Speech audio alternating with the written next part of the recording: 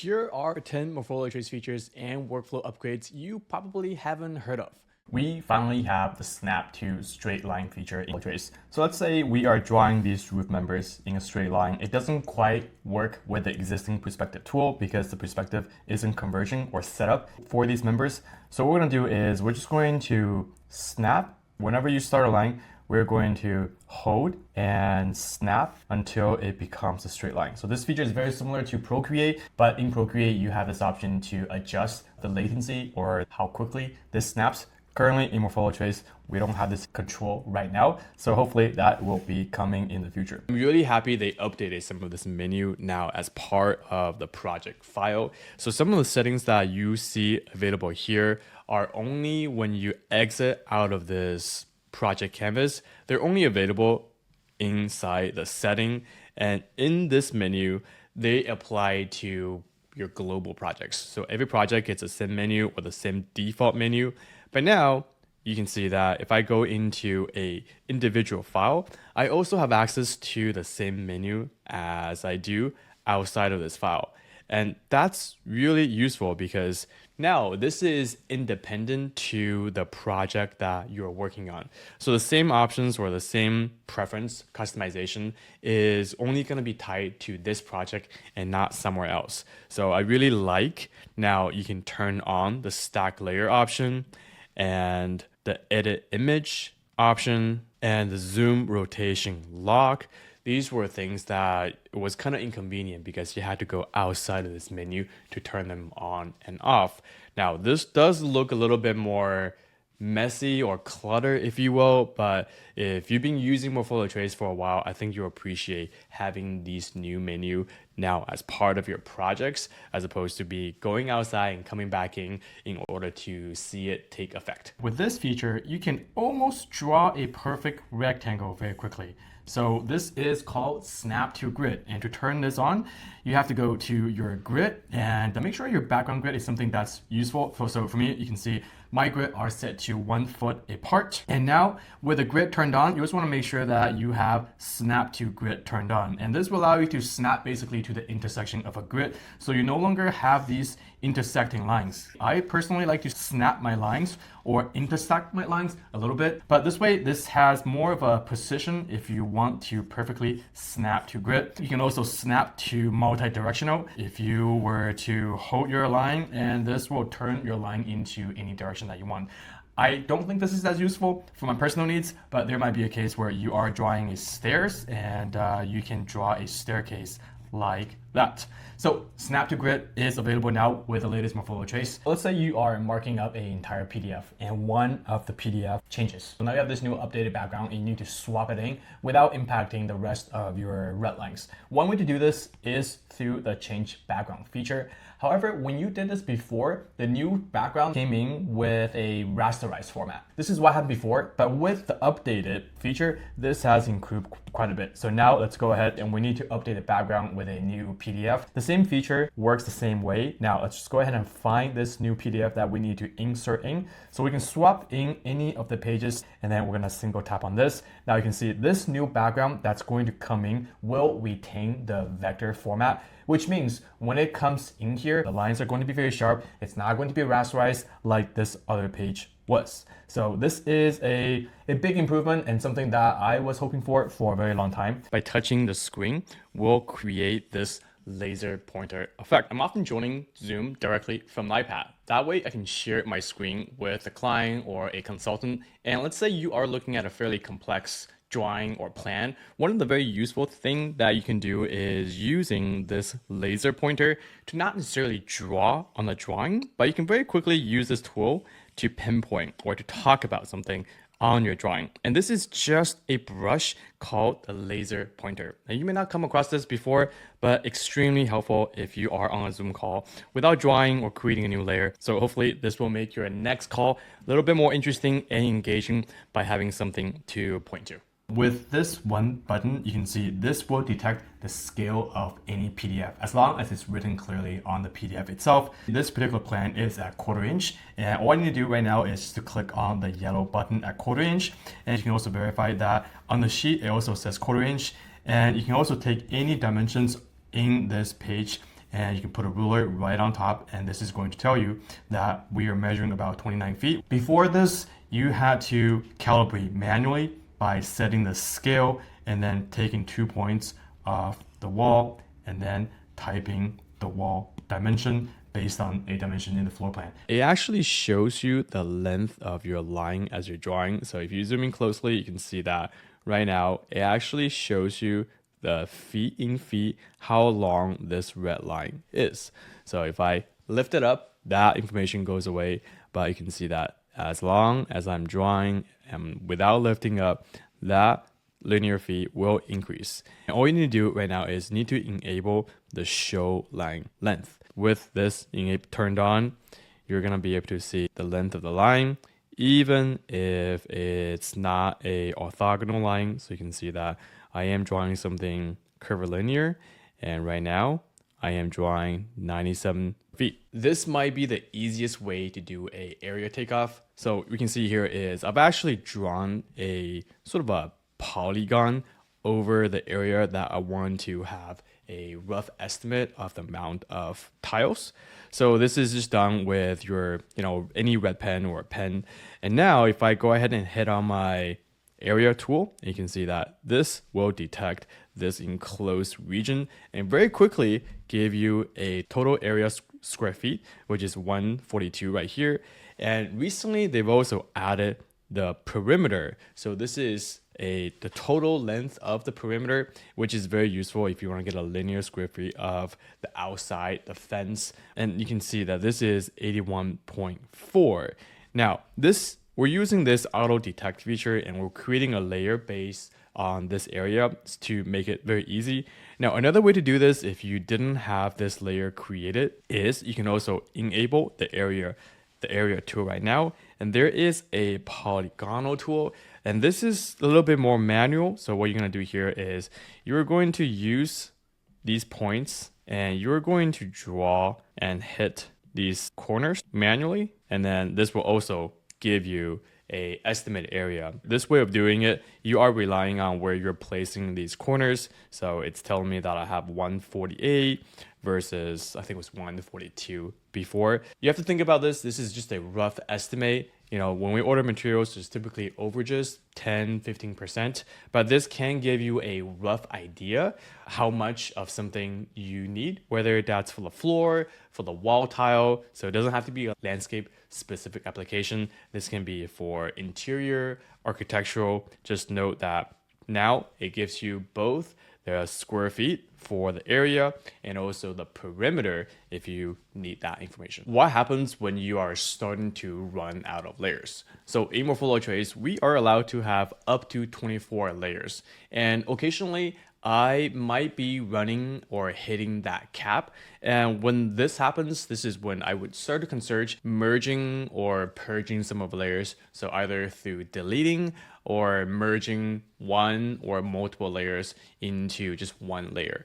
It used to be pretty difficult to do, but now they have a new function called merge layer, and it's located right here called merge down. How this works is you can only merge similar layers or layers that are around the same size to each other. So for example, you can merge a smaller layer to a bigger size paper. And what's going to happen, let's say if I were to create a larger layer like this, and if I moved this trace paper just below my text layer, and let's say if I wanted to move my text layer to this larger trace, you are going to have a pop-up that says cannot merge, and merge down is only available for basically layers that are in the similar size. So this is what's going to happen. You can only merge layers that are the similar size. So if I wanted to merge this layer into this tree layer, I can do that because if I just single tap on that and single tap on my tree layer, you can see that these two layers, they are created the same size or they're similar enough where if I just merge my text down, now it is going to fall on that tree layer. Similarly, if I want to merge my tree layer down into my plants, this is going to be all merged together. So let me just undo that for a little bit because I don't want to merge all of these. And this is probably a little bit more useful when you are starting to color your drawing. So you can see in this landscape file, I do actually have quite a bit of layers that were made for coloring. So this is in case I need to erase a color, I have a little bit more flexibility to update and to edit things. Even though I cannot change the hue, I still have this practice of putting the similar colors on different layers or materials for that sake. And this is just a good practice I think most people should have, unless they're just really comfortable putting all their colors line weight into a single layer, which is not very smart in my opinion and is a little bit more destructive. When you have this flexibility and advantage of working digitally is just to have as many or as few layers as you need in order to work efficiently. So you can see that this file is probably close to about 20 or 24 layers, not quite, but you might encounter that scenario where you are hitting that 24 layers. And this is where you would start to consider removing or purging and merging layers together. How to pick your pen size or your brush size. This is probably an area where it's really confusing for most people, beginners, me included in the beginning. And so I really want to show you how to pick the right pen size or the brush size for the Morpholio trace drawing or canvas.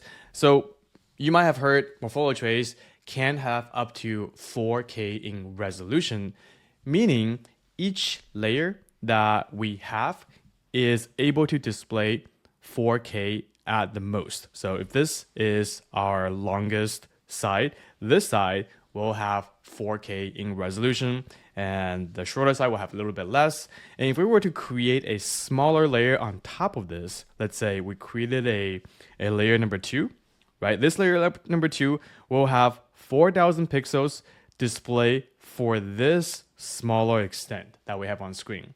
And likewise, if we created an even smaller layer in the sort of the building scale, as opposed to really zoomed out in the landscape or the urban scale. Now, this scale with this size layer will have 4,000 pixels at the widest. And this is really important because the size of the pen isn't going to change, but it will look differently based on the size of the paper. And the best way to illustrate this is, let's go ahead and say we are drawing on this smallest layer size, and then we're using a smaller pen because this layer will be able to display this smaller pen.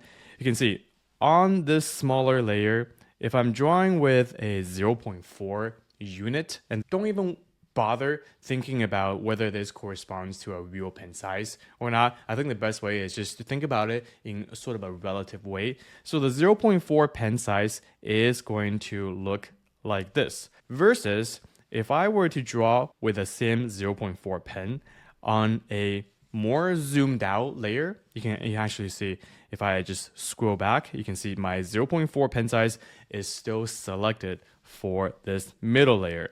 Now, this middle layer, if I zoom in a little bit, if I'm drawing on this middle layer, I'm just going to double tap to highlight and to make sure this middle layer is the layer I'm going to be drawing on. You can still see that drawing with the same 0.4 size, you know what, I'm actually going to just decrease the opacity for this smaller layer on this middle layer. You can see the pen size hasn't changed. The difference in here is because this middle layer is a little bit bigger, the resolution is going to be stretched out a little bit more. So even though on screen right now, you can see it is actually the same pen. You can see if I zoom in a little bit more, the middle layer, the same pen weight on this middle layer looks a little bit fuzzy, right? You can see that it's not as crisp and it's sharp. And that's because this middle layer is way more stretched out. If we were to zoom out a little even further, and if we were to draw the 0.4 on this largest layer possible, and if we go zooming a little bit more, now we're drawing on this large layer, right? You can see that now this time the difference is going to be a lot more obvious, right? Now this is where pixelation is going to happen, and you're not going to see this very crisp because the same pen is not going to display in the same way on the largest layer versus on the smallest layer. Now, picking the pen size for each layer is, in my opinion, it's totally up to you and depending on which of these resolution you are drawing in.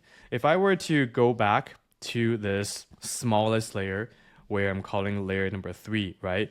You can see my pen selection or the size of the pen selection on the left, it ranges. So there's 8 of them. And the smallest pen tip starts at 0.28 to 3.2.